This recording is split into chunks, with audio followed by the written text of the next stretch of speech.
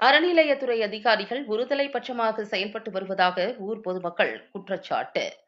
கோவை மாவட்டம் கரட்டுமேடு பகுதியில் அமைந்துள்ள ரத்தனகிரி குமரக்கடவுள் திருக்கோவிலில் 30 ஆண்டு காலமாக இருந்த பூசாரியை நிரந்தர பூசாரியாக நியமனம் செய்ய வேண்டி ஊர் மக்கள் மற்றும் சமூக ஆர்வலர்கள் மாவட்ட ஆட்சியர் கிராந்திகுமார் பாடியை சந்தித்து மனு அளித்தனர்.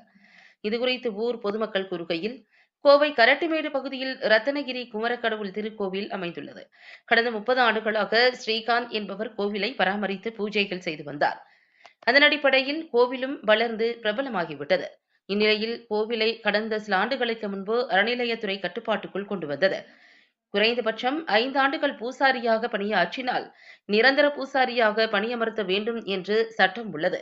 ஆனால் அந்த கோவிலில் பணிபுரியும் அறநிலையத்துறை அதிகாரிகள் ஒரு சிலருக்கு சாதகமாக செயல்பட்டு வருவதாகவும், பூசாரி ஸ்ரீகாந்தை பூஜை செய்ய விடாமல் தடுத்து வருவதாக கரட்டுமேடு ஊர் பொதுமக்கள் தெரிவித்துள்ளனர். ஆனால் அறநிலையத்துறை அதிகாரிகள் ஒருதலைபட்சமாக செயல்பட்டு வருவதாகவும் ஊர் பொதுமக்கள் குற்றம் சாட்டுகின்றனர்.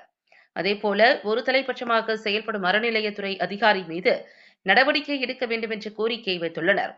மேலும் நிரந்தர அர்ச்சகராக ஸ்ரீகாந்தை கோவிலுக்கு நியமனம் செய்ய வேண்டும் என்று மாவட்ட ஆட்சியரிடம் மனு அளித்தனர்.